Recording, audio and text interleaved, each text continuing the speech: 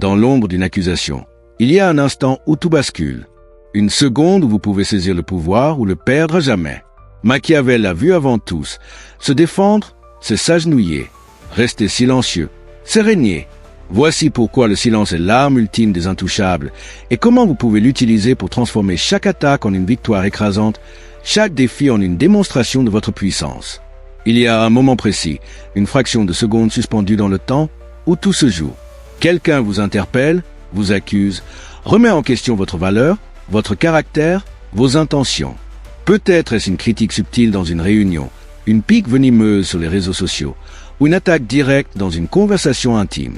À cet instant, la plupart des gens cèdent à un réflexe profondément enraciné, façonné par des années de conditionnement social et d'éducation bienveillante. Ils se défendent. Ce n'est pas ce que j'ai voulu dire. Tu m'as mal compris. Je ne suis pas comme ça. Je le jure. Cette réaction semble instinctive, presque noble. Elle donne l'illusion de rétablir la vérité, de clarifier les malentendus, de protéger votre honneur. Mais pour Machiavel, cet instant marque le début de votre chute. Car dès que vous ouvrez la bouche pour vous justifier, vous envoyez un signal clair et dangereux. Vous êtes vulnérable. Vous montrez que l'opinion des autres a du pouvoir sur vous, que leurs mots peuvent vous ébranler, vous faire vaciller. Et dans les jeux de pouvoir, la perception est tout. Si vous tressaillez, si vous montrez ne serait-ce qu'une fissure dans votre armure, vos adversaires ne verront pas une victime à plaindre. Ils verront une proie, du sang dans l'eau, une opportunité à saisir. Machiavel a compris cette loi brutale bien avant que le monde ne la reconnaisse. Celui qui se défend s'abaisse, tandis que celui qui reste de marbre force le monde à s'incliner devant lui. C'est une vérité froide, mais implacable. La défense est une capitulation déguisée, un aveu de faiblesse enveloppé dans des mots soigneusement choisis. Se défendre ne convainc jamais réellement. Réfléchissez Y. Quand vous vous lancez dans une explication, vous faites plus que répondre à une accusation. Vous donnez du pouvoir à votre accusateur. Vous acceptez, même inconsciemment, le cadre qu'il a imposé. Vous lui accordez l'autorité de vous juger, de vous questionner, de tenir les rênes du récit. Peu importe la solidité de vos arguments, peu importe que vous ayez raison sur le fond. En vous justifiant, vous paraissez coupable, car seuls les faibles ressentent le besoin urgent de se blanchir, de prouver leur innocence. Les forts, eux, n'ont pas besoin de mots pour affirmer leur position. Ils laissent le silence faire le travail. Ils laissent l'accusation flotter dans l'air, intacte, comme un écho qui s'éteint de lui-même face à leur indifférence. Pourquoi? Parce qu'ils savent que le véritable coup de maître n'est pas de répondre, mais de renverser la dynamique, faire douter l'accusé, faire passer l'accusateur pour trop émotif, trop investi, peut-être même instable. Car dans tout affrontement, celui qui parle en premier, celui qui brise le silence, perd souvent le contrôle. Machiavel l'avait compris mieux que quiconque. Le pouvoir appartient à celui qui façonne le cadre, et le silence est l'outil le plus affûté pour le sculpter. Ce n'est pas seulement une question de ne pas répondre, c'est une question de contrôler la perception, de transformer une attaque en une opportunité de renforcer votre position. Pourquoi tant de gens tombent-ils dans le piège de la défense? Parce qu'ils veulent être compris. Ils croient qu'en expliquant, en clarifiant, en répétant encore et encore, ils seront absous, validés, acceptés. Ils cherchent à rétablir la vérité, à protéger leur ego, à gagner l'approbation des autres. Mais cette quête de compréhension est une faiblesse émotionnelle, pas une stratégie. Vouloir être compris, c'est chercher une validation extérieure, c'est mendier une forme d'acceptation. Mais le pouvoir, le vrai, ne vient pas d'être aimé, approuvé ou compris. Il vient d'être craint, respecté, intouchable. Quand quelqu'un vous accuse d'être arrogant, manipulateur, égoïste ou froid, et que vous répondez immédiatement avec des justifications, vous montrez que leurs mots vous atteignent. Vous leur donnez du poids, de la légitimité. Vous mettez la balle dans leur camp, et avec elle, le contrôle de la situation. Mais si vous restez impassible, si vous laissez leurs mots s'évanouir dans le vide, vous conservez ce que Machiavel considérait comme l'arme suprême, le mystère. Ce mystère est une force magnétique, presque surnaturelle. Il oblige les autres à projeter leurs doutes, leurs insécurités, leurs peurs dans le silence que vous imposez. Ils commencent à se demander s'ils ont tort, s'ils ont mal jugé, si leur attaque était justifiée. Et c'est dans ce doute qu'ils perdent pied, tandis que vous, sans un mot, devenez plus grand, plus intimidant, plus puissant. Pensez aux figures les plus impressionnantes que vous ayez croisées dans votre vie. Pas celles qui parlaient le plus fort, pas celles qui cherchaient à plaire à tout le monde. Non, celles qui tenaient une pièce entière dans leur silence, celles dont la présence seule suffisait à imposer le respect. Ces gens-là ne se défendent jamais. Ils n'ont pas besoin de le faire. Machiavel vous dirait, celui qui explique se soumet. Celui qui se oblige les autres à combler le vide, et dans ce vide, il surestime votre force. C'est le jeu ultime du pouvoir. Quand vous ne réagissez pas, l'accusateur devient nerveux. Il doute de ses propres paroles. Il cherche une validation autour de lui, mais ne trouve que l'écho de son propre malaise. Soudain, son pouvoir s'effrite, tandis que le vôtre s'amplifie. Pourquoi?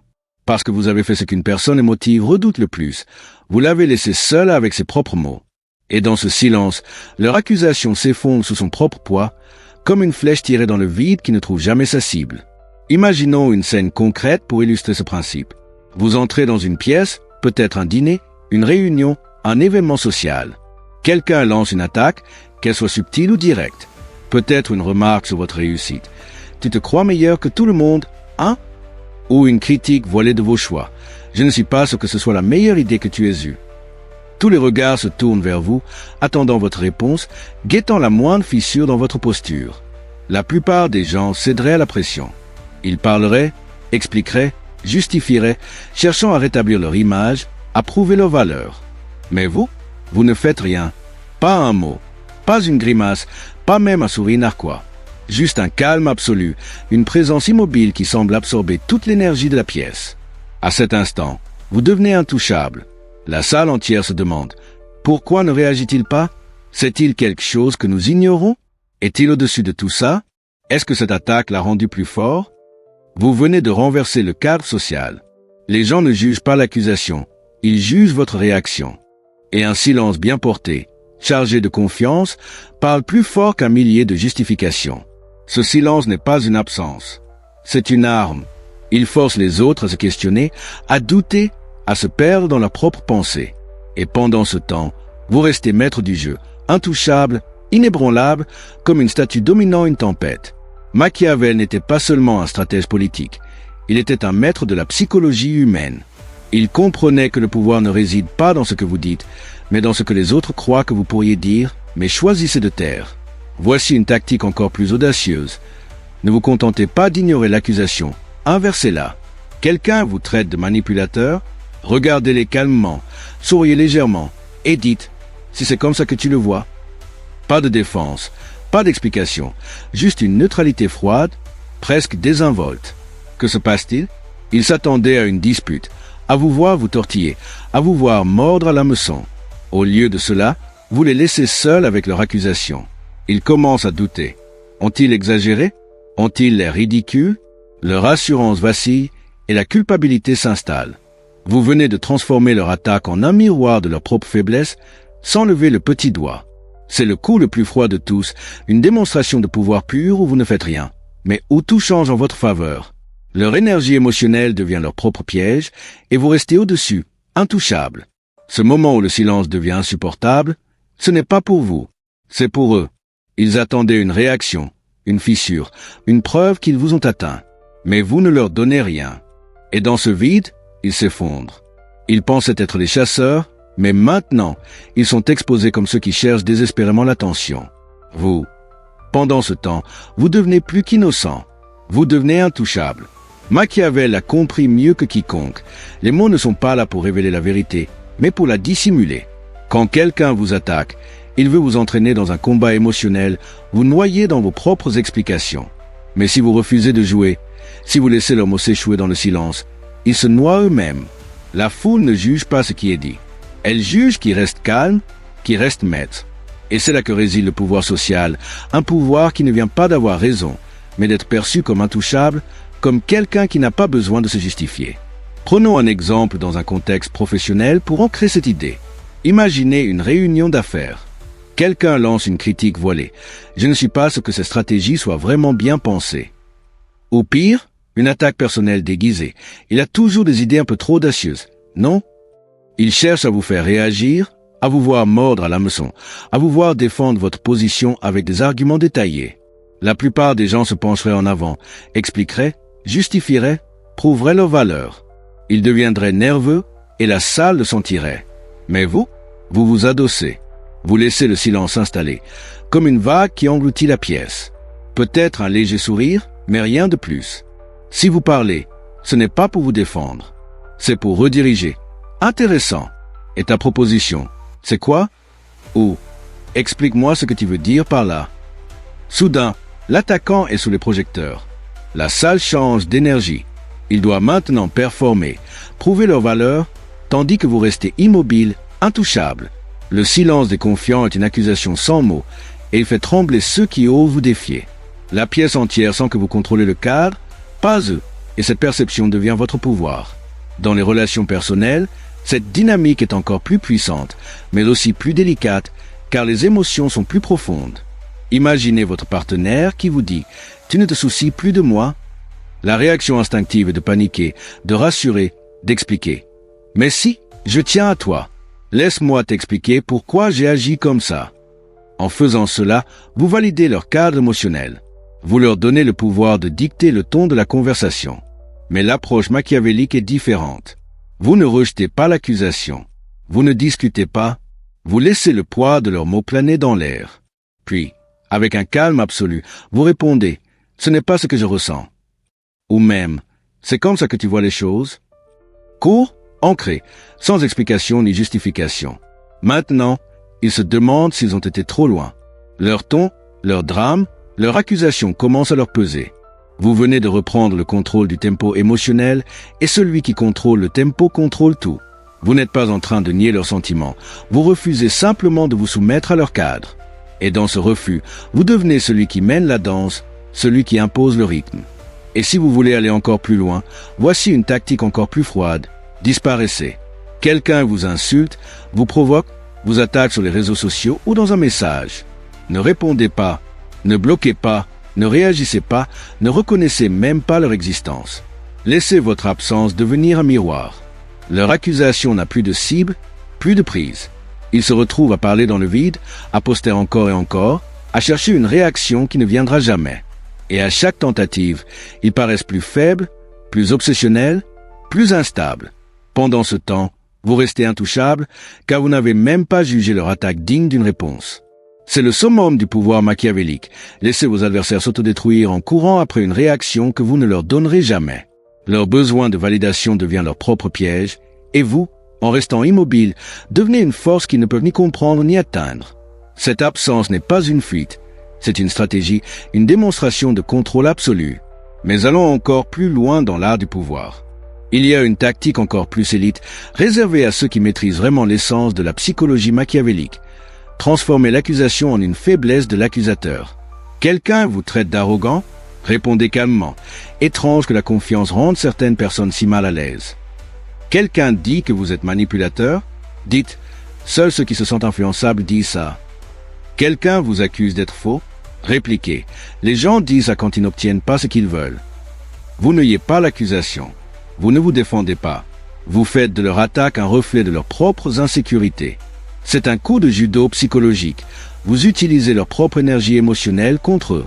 Maintenant, ils doivent se défendre. Ils doivent expliquer pourquoi ils ont dit ça, pourquoi ils se sentent ainsi. Et pendant qu'ils s'enfoncent dans leur propre justification, vous restez au-dessus, intouchable, comme si rien de tout cela ne vous concernait vraiment. Ce n'est pas seulement un renversement, c'est une annihilation stratégique de leur crédibilité. Machiavel appellerait cela le retournement de la lame. Ne rencontrez pas l'épée avec un bouclier. Laissez l'attaquant tomber sur sa propre lame. Le monde vous enseigne à défendre votre réputation, à clarifier votre position, à blanchir votre nom. Mais Machiavel voyait le piège. Il savait que dès que vous courez après l'innocence, vous admettez la culpabilité. Le vrai stratège ne joue jamais à ce jeu. Au lieu de cela, il semble trop composé pour être ébranlé, trop élevé pour s'en soucier, trop sûr de sa position pour l'expliquer. Et lentement, ce qui tente de le faire tomber commence à paraître instable, réactif, jaloux, faible. Car plus vous vous défendez, plus vous semblez en avoir besoin. Mais plus vous ignorez, plus les autres supposent que vous êtes dangereux. Et cette supposition, c'est là que naît le pouvoir. C'est une alchimie subtile. Transformez l'attaque en une preuve de votre supériorité, sans jamais avoir à le dire explicitement. Prenons un scénario moderne pour illustrer cette dynamique. Les réseaux sociaux. Quelqu'un poste une critique acerbe à votre sujet, peut-être une accusation publique déguisée en commentaire anodin. Je trouve ça bizarre qu'il se vante toujours de ses réussites. Ou, elle n'est pas aussi authentique qu'elle le prétend. La tentation est grande de répondre, de clarifier, de remettre les pendules à l'heure. Mais chaque mot que vous tapez est une concession. Vous donnez à leurs commentaires une légitimité qu'ils ne méritent pas. À la place, laissez-le là, sans réponse. Laissez les autres voir ce commentaire isolé, sans écho, sans validation. Très vite, il devient évident que l'accusateur cherche l'attention, pas la vérité. Et si vous devez répondre, faites-le avec une froideur calculée. Intéressant que tu passes autant de temps à analyser mes faits et gestes. Vous ne niez pas, vous ne vous défendez pas, vous mettez l'accent sur leur obsession. Et soudain, c'est eux qui semblent petits.